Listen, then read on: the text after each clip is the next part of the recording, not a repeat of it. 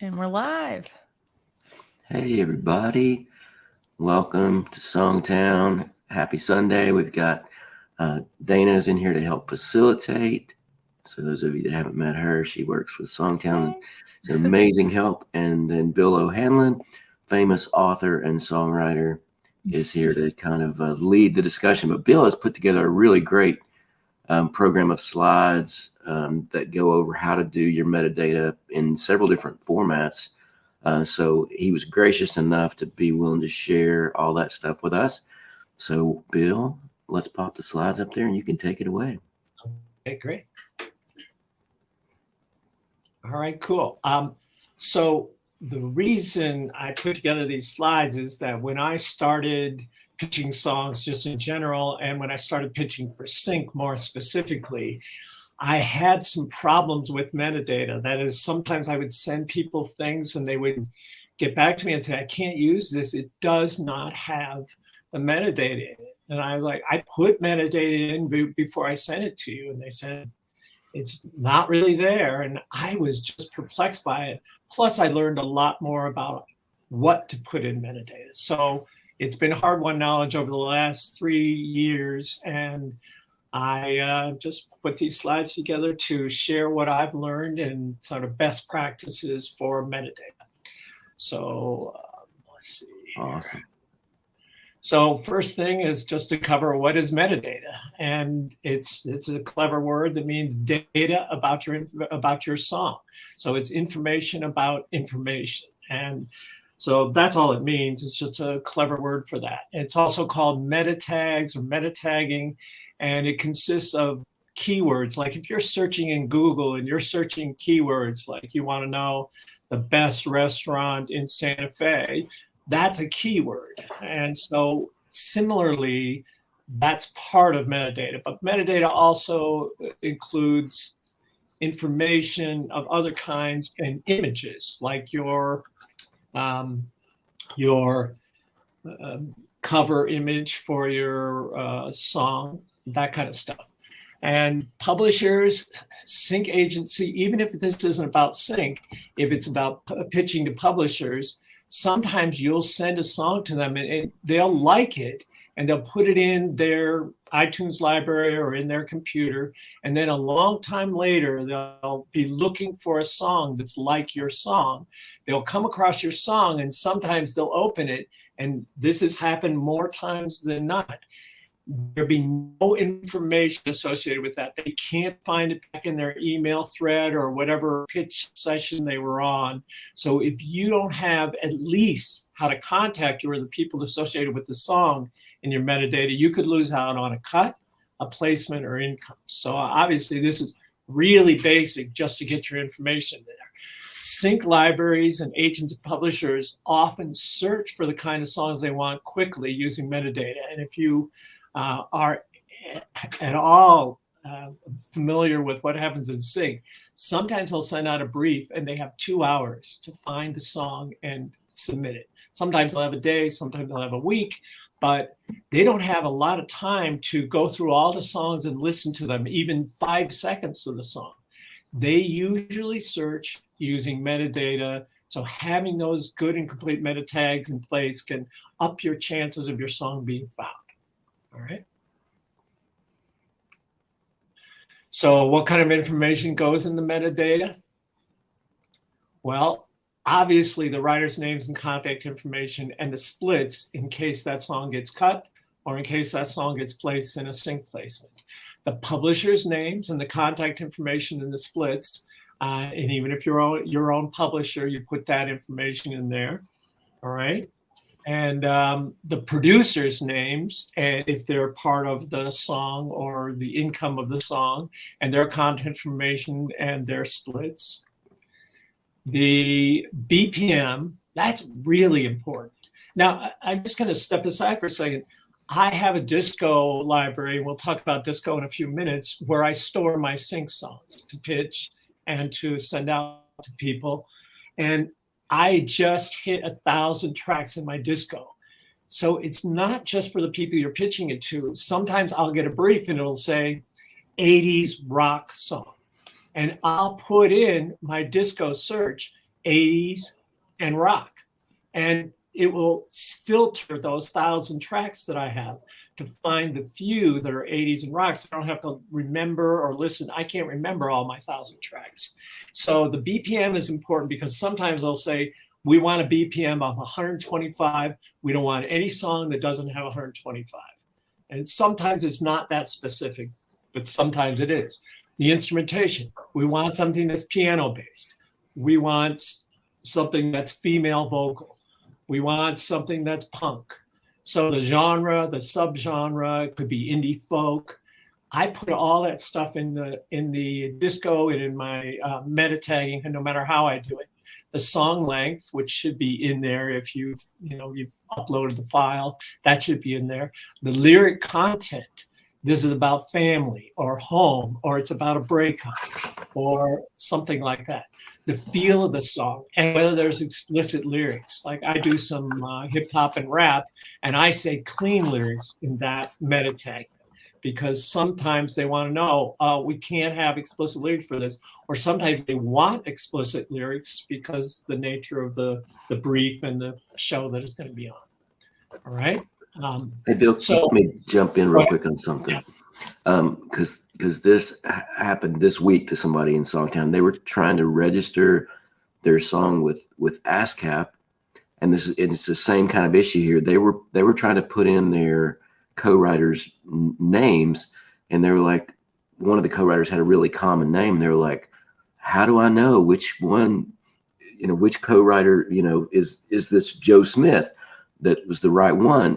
And so one of the things that's really important to have, where you put writers' names and contact information, it's really important to have your co-writers' full legal names and their IPI numbers with their PRO, all that kind of stuff. And it's just a good practice, whether you're writing for country or pop or sync, to just at the bottom of the Google Doc, have them put all that information, and then you've got pretty much everything in the first three categories that Bill listed up there. Yeah, absolutely. I should have put IPI, and I'll get to that later because I'll show you how I do this. So also recommended if you like. Now, I just want to say there is very specific, if you say sounds like, you can get in trouble sometimes with people suing people because, if it's like your song is Blurred Lines and you say sounds like Marvin Gaye, you're going to have trouble, because Marvin Gaye's estate may sue you because it's too much like that. But if you can say recommended if you like, this just, all these initials people always come up with. Recommended if you like artists or specific songs. So if you like Bruce Springsteen, this song will appeal to you. If you like Stevie Wonder's Superstition or Miley Cyrus's Flowers. So you can either put the group, the name of the song, or just the name of the song if it's famous enough, or just the name of the group if it's a general style like that. So that goes in your metadata as well. So sorry, there was one more. Let's make sure we cover it. If released, the track number, the date of release, and the primary and featured artists, group or band names, album title, and ISRC code, which you can find more about in that little link. And I think we're going to make this available as a replay, and maybe the slides available for people who want them. I think Dana's got that covered. Okay, so Dana, yeah, you can move me forward. I love that. Whether or not the song is licensable, if so, how easily? So, the good news about a lot of people who don't have publishing deals is you can clear your songs a lot more easily. So I had a request for a country song, which is kind of rare in sync. And I contacted several of my co-writers because I had some master recordings of those songs. And some of them couldn't get the song cleared by the end of the day, which it needed to be through their publishing companies. So I had to just leave those songs out of my pitch. If the song is licensable, if so, how easily? Usually one stop means one person can say yes to that opportunity to a cut or for a sync placement. And it's especially important in sync when things move a lot more quickly than they do in general with an artist cut. And then any specialized minority or marginalized or demographic status. So there's again a bunch of initials about this. BIPOC means Black, Indigenous, people of color. LGBTQIA, I think plus most people know that. AAPI means Asian American or Pacific Islander. So there are various, and there will, I'm sure, continue to be various initials that most people in the sync world especially are aware of, whether it's a female producer. So anything that's atypical, whether you're an Atlanta artist or a Chicago artist or a Nashville-based artist or an LA artist, or you're German or Canadian, if there's Spanish language in the song, anything that makes it stand out from the standard song, that could be a thing that lands you a placement or, again, gets you a cut. All right. So this is what screwed me up at first. I would send people files over email before I had my Disco account, which we'll go into again. It's a really nice platform to pitch things, or SongSpace is another platform. And people would download those files when I sent them to them by email, and they would say, there's no MP3, there's no metadata in this. I said, well, I put it in before I sent it, and I saved the file. And they would say, I don't know, sometimes sending things over email or through the internet, giving them a link, strips things out. And so one thing is AIFF and MP3 files should, and they usually do, stick. The metadata should stick on that, but not WAV files. But it sort of depends on how you put it in. So don't send a WAV file, even though it's a high, sometimes they ask for a high resolution file. AIFF files are the ones to send if you're going to have to send a high resolution file. And again, usually you'd send a link to that, but sometimes if you send an attachment like it's on Google Drive or something, when they download it, sometimes that metadata is not going to be there. And we'll talk about how to get it in there in the next few minutes. So if you send someone a metadata, and it's a WAV file, you probably won't get, they'll probably yell at you, or they won't take the song, or they won't be able to find you if they take the song. So be careful about that. So it even gets stripped out of some of those files when you send them. So be careful and test it. And we're going to talk about how to put that in there and how to test it as well. All right. 12:14 p.m. Sorry, that's Siri listening to me. So I just put 3 examples of things that I've come across in the last while. Here's a music supervisor on LinkedIn. He's had 9 films in the past 3 years, and he goes on LinkedIn and says, metadata is everything, writer splits, stems, lyrics, etc. It's also crucial to have ready. The train will leave if you aren't at the station ready to go. Music comes from passion, but it's also a business and need to be presented as one.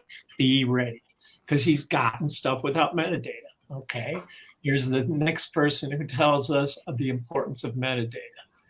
Rashad Richardson, he just said this the other day. I'm in the sync up group through SongTown, and he says, if we can't find your song through meta tags, it's essentially invisible to us, even if it's signed to our agency. Now that really struck me, because they're looking through those meta tags. Now, there are meta tagging programs that you can find that are free meta tagging programs that you can, that will make things stick. And so I put some links in there. Kids3 is one, Music Tag is another, Picard is another, and there are paid ones as well, but I fear everybody likes bargains. So go on there and see if you can use one of those. And the one that most people have already is iTunes. It's already on Mac computers typically. And it's also available on Windows. Not everybody has downloaded it for Windows, but it's free and available on Windows. So use one of those programs if you're not using Disco or SongSpace, which we'll talk about in a couple of minutes. All right. So if you have a Mac computer and you have iTunes, click on your file. Don't click to open it. Just click on it so it's highlighted, and then click Command-I on a Mac. And you will see, and I'll show you in a minute what that looks like. You will see the metadata. You will see a window come up that has a bunch of metadata, and there'll be various tabs on it. Or Windows key plus I on Windows. I think I'm not a Windows user, so somebody told me that was the same as Command I on a Mac. So I assume, but those of you who know Windows know how to get the, how to just try those commands that to bring up the kind of alternate menu. All right. So a window will pop up with some information. There's some tabs. Don't miss the tabs because that's part of the metadata. There's a bunch of areas of metadata in iTunes. And I'll show you this again in a minute. So here you go. So that's what'll pop up if you've done this Command I or Windows plus I thing. The first one will be the details. That's where most of it goes in. So the title of your song, and again, I'll show you this one filled out. The artist, the album. You don't have to fill out all this, but if you can, that's great. I almost never use grouping, but grouping is, I've seen other people use it with the splits and the IPIs, as Marty was saying. I don't actually know what it means, but somebody else would probably look it up. Genre, obviously, the year. If it's part of an album or an EP or something like that, the track number or the disc number if it's part of a multi-disc program. And so if it's a compilation of various songs by various artists, you can check that as well. I don't usually use those because I'm not releasing much music. The BPM, your rating, but that's more an internal thing for iTunes, is just, I love this song, so I'm going to give it 5 stars, or I heart this song or whatever. The play count, that's again an internal iTunes thing, how many times you played it. Comments is where a lot of stuff goes. That could be where you put in your metadata for who wrote the song, what splits, and the contact information. That's where I usually put that stuff if I'm using iTunes. All right. So let's go to the next slide, which will show you this filled out. So this is me filled out. And as Marty said, I want to put in my IPI number and the publisher's number and the IPI number if you have both for the writer and the publisher. So this is one filled out. So this is Bill's new hit song, me on my album Greatest Hits, Bill McCartney, Paul, I'm dreaming big, Bill O'Hanlon, Paul McCartney, and Tom Douglas, and then the year, and then the BPM. Pretty much that's most of what you need for being the basics in metadata. So if you fill this out, you're good. You can fill out more, and we'll talk about that as I was saying. You can fill out genre, but unless it has this, it's pretty useless sending it out to somebody because they won't know how to get a hold of you. So you see I've got my email address, my phone number in there, and then the other people's information. I put FACO information, and then the splits. All right, and then the next slide. Thanks, Dana. So you can also put your artwork. See, that's the second tab. And I create artwork by I download Unsplash royalty-free images. I use unsplash.com typically. And then I use my Mac program preview just to put in a little title in there. And then I upload it into iTunes. I just drag it into iTunes, or there's a way to upload it. You'll see when you get in there. Next tab, of course, is the lyrics. And obviously, if it's an instrumental song, you don't need to do this. But if it's a song that has lyrics, sometimes that's going to make or break because that will show up in their meta tag search. If it says home, they want a song about home, and you have the word home in your lyrics, they may find your song because of that. If it's about drinking, and and there's drinking in your song, or booze or something, maybe that'll show up. But obviously it's more universal things they're going to be searching for: home, family, love, whatever the thing is. Dark. I have a bunch of songs that have the word dark in the lyric, that are dark sort of songs, and they might find your song because of that. Options, I don't think I put much in that typically. So this is one. This is a song I'll show you that was in my iTunes library, and I just pressed that Control-I or that Windows plus I, and this is what came up. That's all they had. It's a release. This is a release song. So that's all they have in there. and I don't even think they have the art, or they have the artwork, but they don't have the lyrics. So you can also do this on your desktop. When you fill these out, save it, go click on that file and click on information, the Control I or Command I on a Mac, and this is what will come up. You will see this in here. That's not very much information right there. That's without metadata. So let's go to the next slide. Thanks. Now this, see that comment box was empty? I can put something in right from there if I want. I don't have to be on iTunes. I can just do it through my desktop. So if you don't have iTunes, or you're not very comfortable with iTunes, you can do it right from your desktop on a Mac, and I assume you can do that on a Windows program as well. You can't put quite as much metadata in as precisely, but you can get that basic stuff about your contact information, things like that. Okay. Hey, Bill. All right. Yeah, go ahead, Marty. Somebody asked in the comments, do stems need to have metadata? Yeah, why not? I mean, I would at least put my contact information. Yeah, I mean, again, you can just copy the stuff from one to another. I would definitely have my contact information in there in every stem. But again, stems are a little different. So stems are stereo mixes. They're individual files when the song is broken out into bass and drums. Sometimes there are groups of files, like all the percussion is in one stem file folder or whatever. So yeah, I would at least put my contact information. I don't know if you need to put all the other stuff, but when I put my stuff on Disco again, which we'll get to in a few minutes, I just copy the metadata from one file to another, and then all of it populates. I don't have to worry about that. Now, sometimes it'll be inaccurate, because sometimes I'll say male vocal and the stem will just be a guitar. So you got to go in and adjust it a little. But yeah, good idea. Good question. Okay, next one. All right.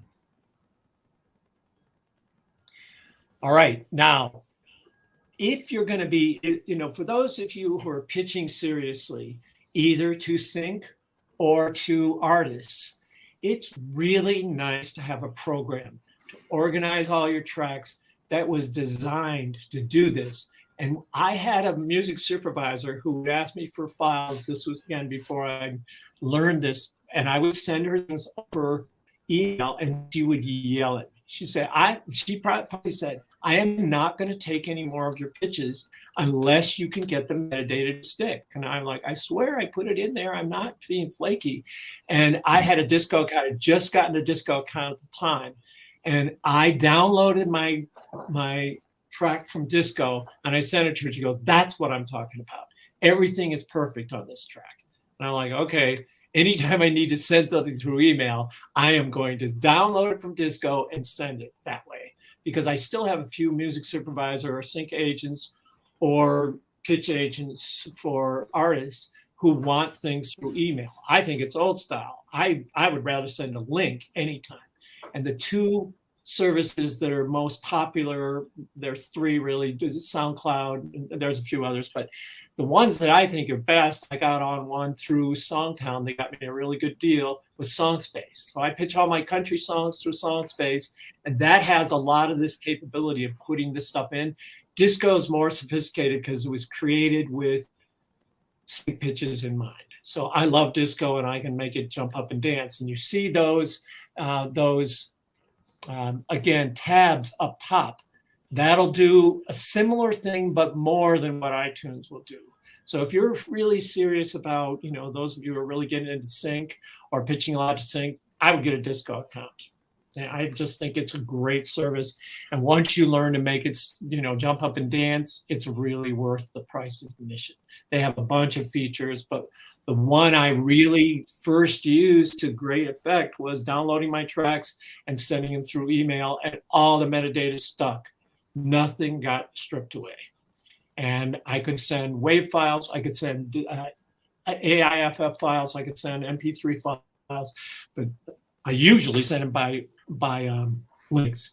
So here's a front page to the metadata in Disco, and you put the title, the artist, if it's on an album. This one wasn't on an album.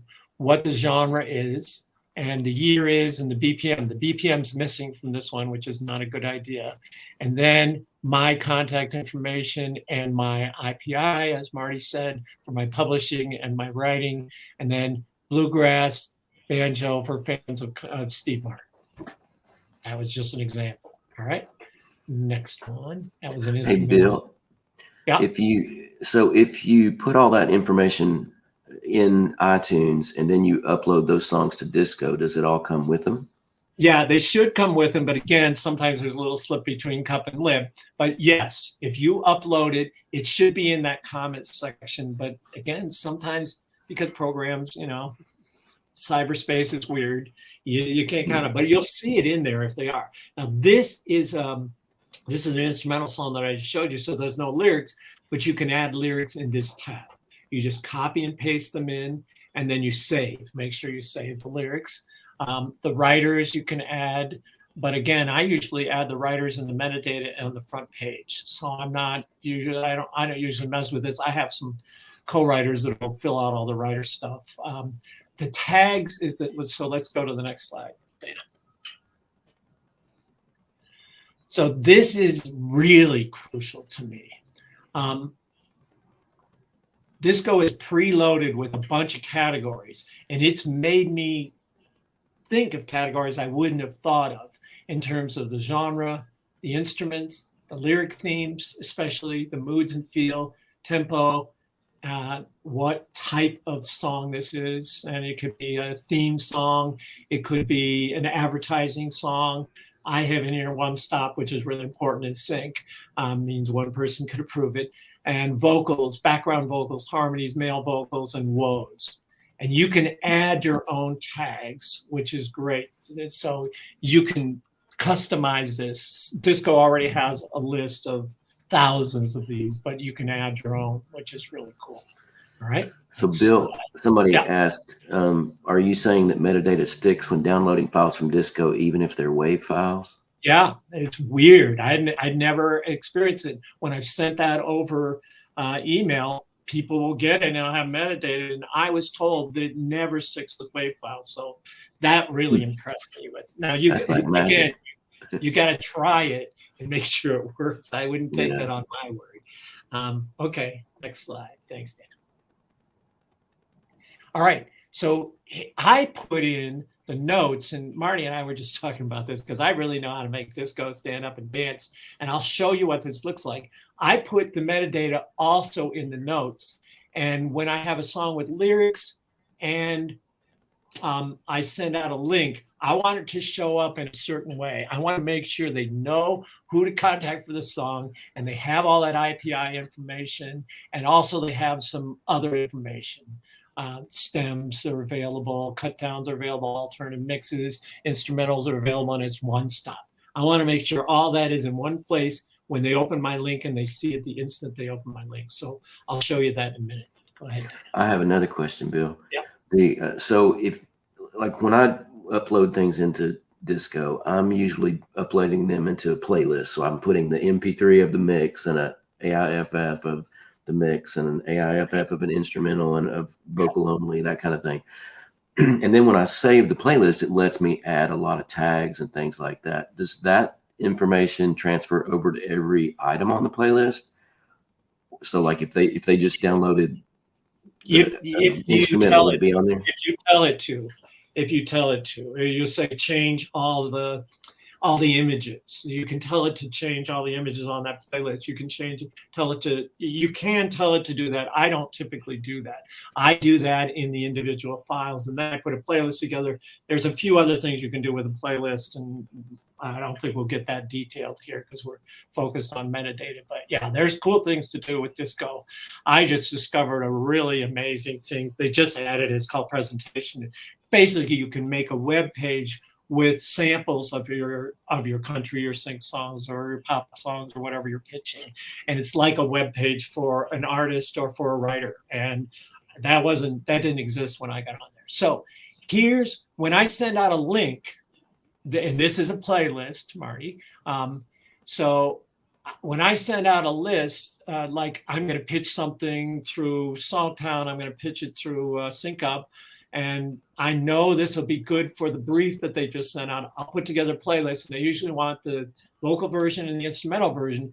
This is what will show up when I send out that playlist. Okay, next slide. And then see that little I? That's what comes up when you press the I. It's going to be the lyrics and that notes that I put in there. That's really important. So then when you click on that download MP3, they'll tell you to download WAV or save to disco or download the MP3. You have 3 choices. If they've got a disco account, they can save it directly to their disco account. If they just want to download the MP3 or the WAV, and again, when they download that WAV, for some reason, somehow disco makes that metadata stick, which totally impressed me, because sometimes they'll ask for WAV files. They'll say, don't send AIFF, send waves. And I'm like, oh, all my metadata is going to disappear, but not from disco, which is cool. All right, next slide. So what's also cool is that disco will show you if somebody's listened to or downloaded your playlist. They won't do it typically for just a track, but they will do it for a playlist. This is why you always pitch with, I always pitch with playlists, even if there's one song in the playlist. I pitch it with one song because I want to track. Did anybody ever listen to that? I mean, sometimes you send out your songs and they just go into the void. You don't know. That person said, yeah, I listened to it. It wasn't for me. And then if you've got disco, you go, no, they didn't listen to it. They were just blowing smoke. Or disheartening. They listened to it they sent it to 14 people. That is so exciting. It's really, really cool. Or 14 different people listened to it somehow. And 2 people downloaded it, or 2 times it was downloaded. And they streamed it 8 times. That gives me hope. That really gives me hope. I love that. So that's another cool thing. We have a question, Bill. Damien said, is an IPI necessary? I can tell you why it's so necessary. My name is not a super common name.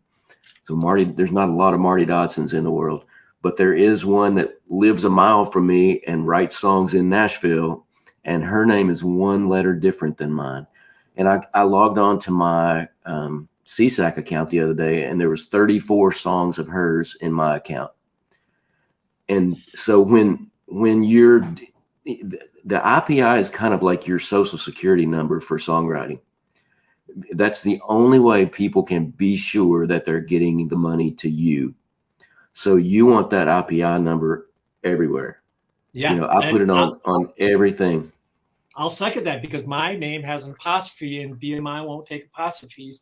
People search for me with apostrophes. They cannot find me. They've spelled my name right, but BMI doesn't have it right. They have a space where the apostrophe should be. I mean, they've got a 1990, computer system that can't take apostrophes, but whatever, but that IPI number, they can always find it through the IPI number.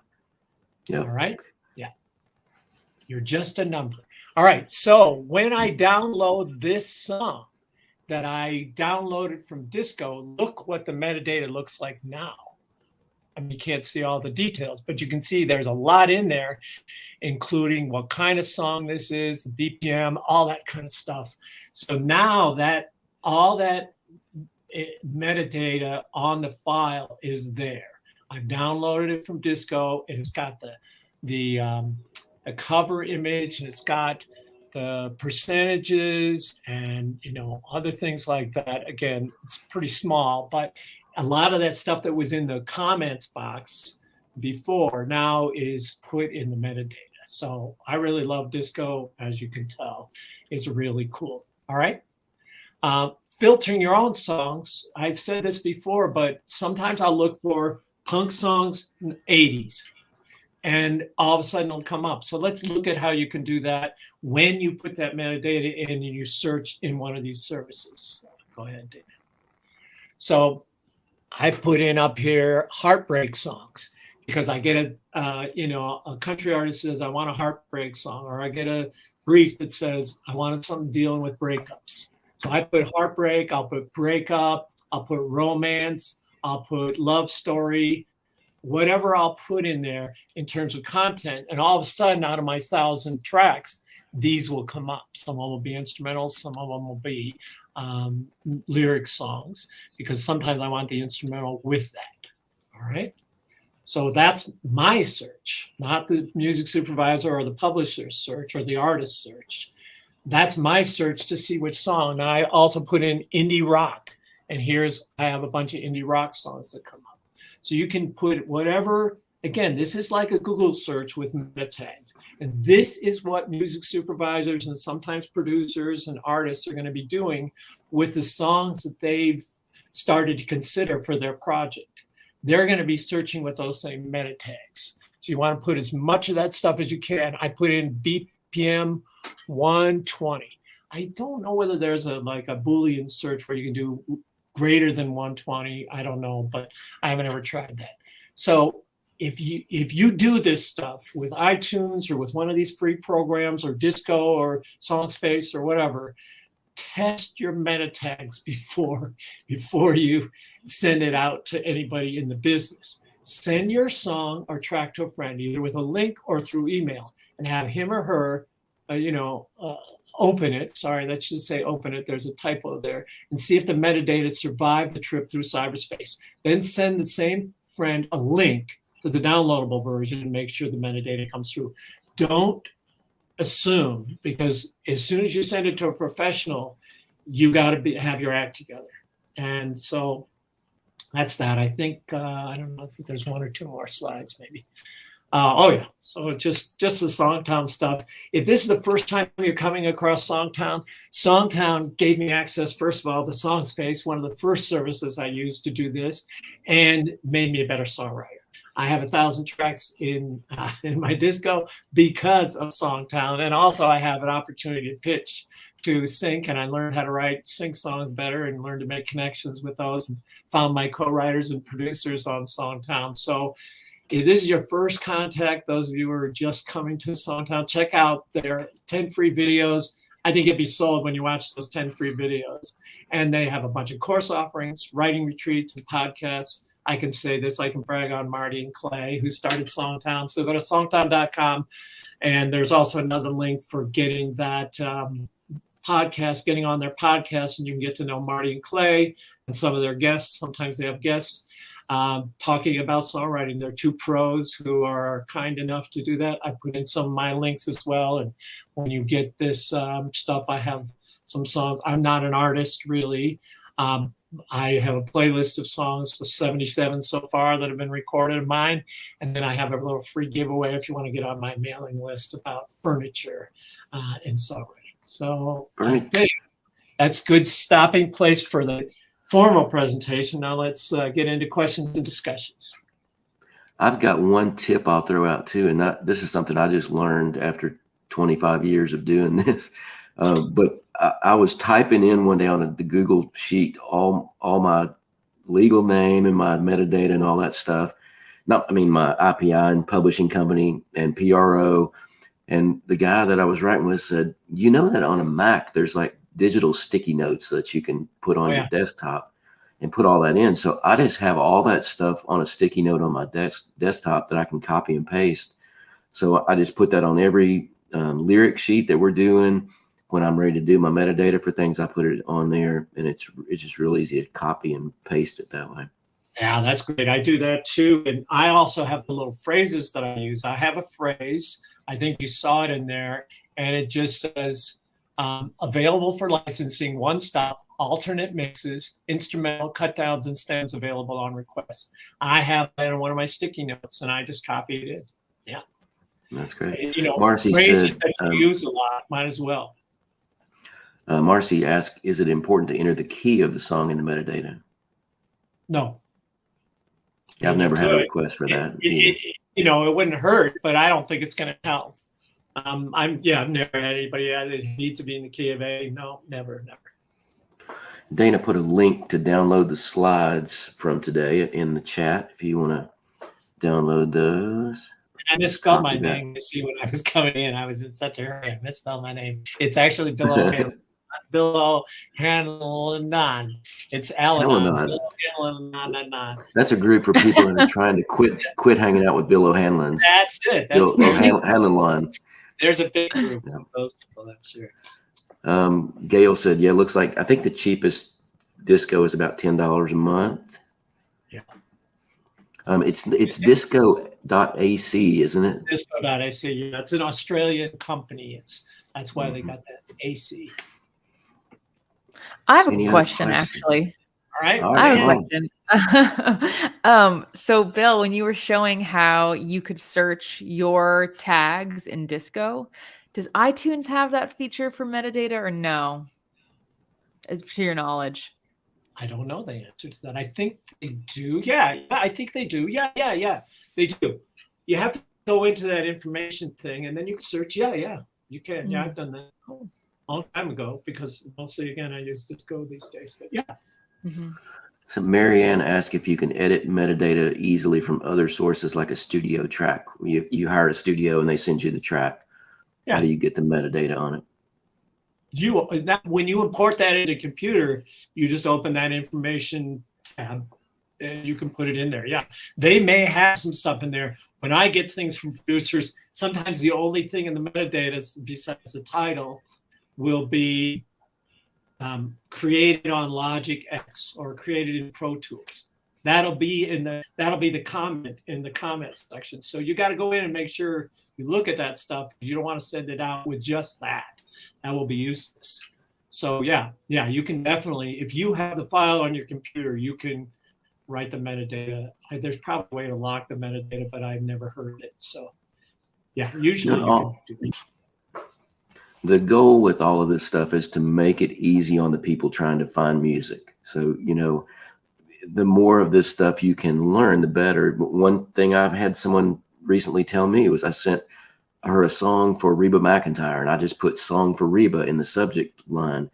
And she said, can you put the title in the subject line? Because when you've sent me bunches of emails over the years and I look and they're all say "song for Reba" or whatever. And she said, if I'm trying to find a specific one, I have to go through all those emails. And she said, frankly, that's irritating. And I'm like, I don't want to irritate you. So the opposite of what I want. Yeah, that's right. And you might put in, April 2023. That's the exact same principle we're talking about with meta tags. Make it easy to find your stuff. Like this friend of Marty, she wants that song, and he's got to make it as easy as possible for her to find that song that she wants. Not hard and irritating. That's a really good point. So in your subject line, you put, song from Bill O'Hanlon for Reba, for Reba, April 2023 song title. That would be great. I mean, you don't want to overload it, but the basics, that would be really good. That's cool. Yeah. That is meta tagging writ large, but just in email. It's the exact same principle. It's cool. Yeah. You want to make that email easy to find. Yeah, you do. Any other questions? Another story, and this is back from before email being common, but a friend of mine wrote a song called Baby Blue, and it was on a cassette, and it got pitched to a bunch of different people, and it wound up with George Strait, and he loved the song. There was no contact information on there, and he almost didn't get what became a #1 song because they couldn't find him. And they had to track down, hey, who did you get this from, and who did you get it from, and all this, stuff to find who wrote that song. And if they couldn't have found out who it was, they would have just had to not do the song, Exact same principle, and so your job is to make it easy for you and other people to find the song they want in the quickest amount of time, and then be able to use that song in the way they want to use it, that you want to use it or they want to use it. That's the whole job of metadata. So it's not that complicated, but it took me years to get all this stuff right. And I'll just say one more thing. We had a meeting through the SongTown program. It's about sync. There's Sync Edge group and Sync Up group. And Amber, who is one of the assistants in the sync agency that SongTown is working with, said, you can never have too much metadata. She said, even misspelling, sometimes I put in there. Because she said, Really?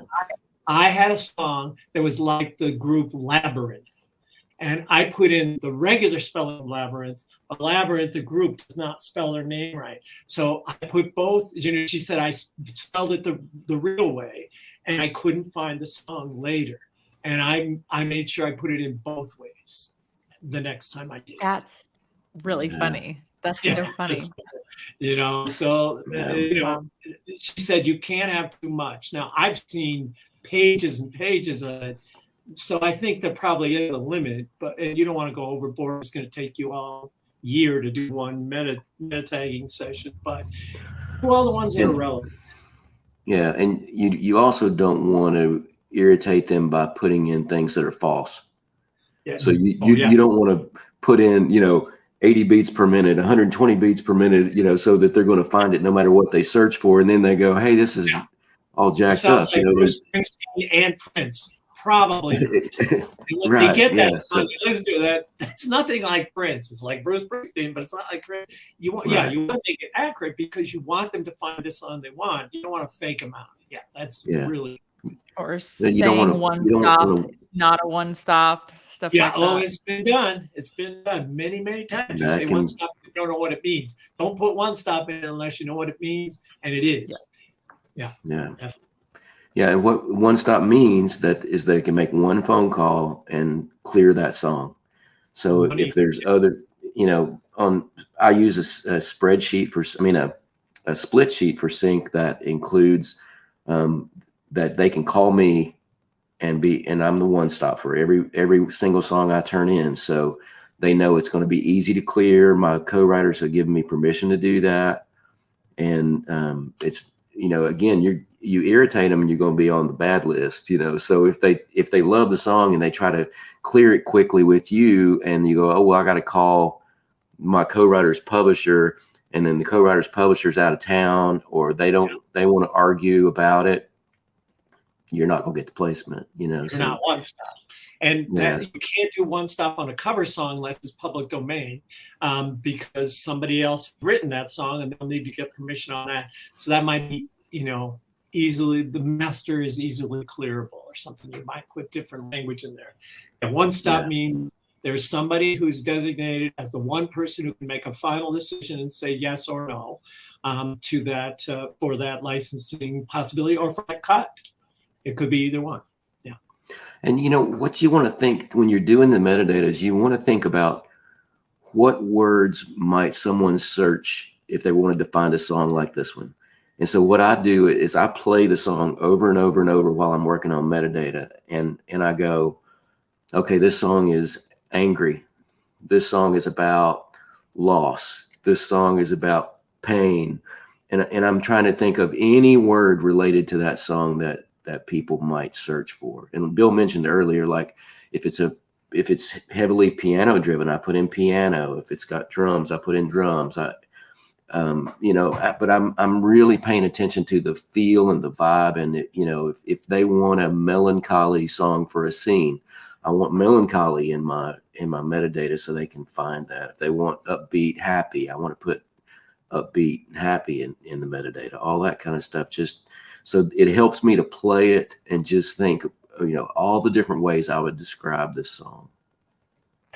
And again, that's why a service like Disco is nice, because they have thousands of those adjective describers that I couldn't always think of when I'm like, I know this feels a certain, well, what's the word for that? And, oh yeah, melancholy, dark, or moody or something. And they have those pre-populated, and then you can come up with your own and add them, which is really cool. And after a while you learn, what are the typical adjectives that you use or describe or descriptors, and always all the instruments, because sometimes I have a friend who's had 2,000 sync placements. And he said he went through his whole library. This is crazy. He went through his whole library and he added a new mix. And the new mix had jingle bells, Christmas sleigh bells on all of his songs, no matter whether they're heavy metal or what. And during Christmas season, desperate music supervisor would go on and search through his library to find things with sleigh bells and Christmas bells. and he got placements because of that, because he put sleigh bells on some of his songs. Now that's a little ridiculous, but he put in the meta tags sleigh bells, and that's what they were searching for. They weren't searching for Christmas Hallmark songs. They were searching for sleigh bells, and he got placements because he said the most unlikely songs, and he just had an alternate mix that had sleigh bells. So that tells you how they're searching for things. They're desperate at Christmas time when they haven't got their songs, and they go in and they find anything that works. Yeah. Any more questions? Feel free to put those in the chat if you have them. We'll answer another question or two. Yeah, I hope this has been helpful. You know, it's really, if you want to be in the music business, you got to learn how to do business. And this is what this is all about. It's just, you know, how do I do business in a way that makes my songs attractive to other people and easily findable by other people, so that, and like Bill mentioned, in the sync world, they're moving so fast. They've got to be able to type in that keyword they're looking for and find everything they've got in their disco or in their, you know, playlist, wherever they have it. And if you don't show up, like he said, you're invisible to them, you know, and your song's just not going to get that pitch. Well, and what Marty said earlier, I've written a bunch of books, which is partly why I have this T-shirt, because I've earned it. I'm on my 41st book. I'm writing with Marty, actually, and I used to teach people how to get published, how to get an agent, get a big New York publisher, and I said the same thing: make it as easy as possible for people to work with you and to say yes to your work. That's your job. That's part of your job. You're going to write a great song, and you're going to meta tag it and do the business part right. That's your part. You know, the other part they've got to do. You got to get it to them somehow, but that's your job, and meta tags is part of that. And meta tags has made my life easier pitching songs and knowing what's in my library. Because once you get more than a few songs, I came to Nashville with 40 songs, and now I have 1,500 songs, and I can't remember most of them. And Marty has many thousands of songs. He can't remember songs he wrote, but if he has meta tags, he can look them up and say, oh yeah, I got a song about romance, or I got a song about cars, or whatever he's looking for. If he's got it meta tag right, it's going to be easier for him to manage his own library. Yeah, absolutely. All right. And the longer you do this, the harder it gets to keep up with them. So That's right. you got to have them tagged well. Yeah, you do. All right. Thank you all for being here. We, if you want to check out SongTown, we'd love that. We have a Sync Edge group that Bill mentioned, where people meet with Rashad Richardson at Madden Flow Entertainment once a month, and he gives them assignments. You can actually get promoted up into a group that gets a lot of live briefs and that kind of stuff. So if you're interested, check that out. It's on the front page of the SongTown website. You can find information there, or you can email me, marty@songtown.com. There's pop edge and country edge groups as well for getting your songs heard by industry insiders, which is half the battle, because you write a good song, but how do you get it to somebody? And sometimes it's about access as well as helping you write better songs. So thank you for having me, Marty. Thanks, Dana, for herding the cats and making all this happen. I just had such a good time. I wish I'd had this 3 years ago when I started doing this series. Wish I'd had this 25 years ago. All right. Thanks, Bill. Appreciate it. Thank you, Dana. All right. Take care, everybody. Thanks, guys.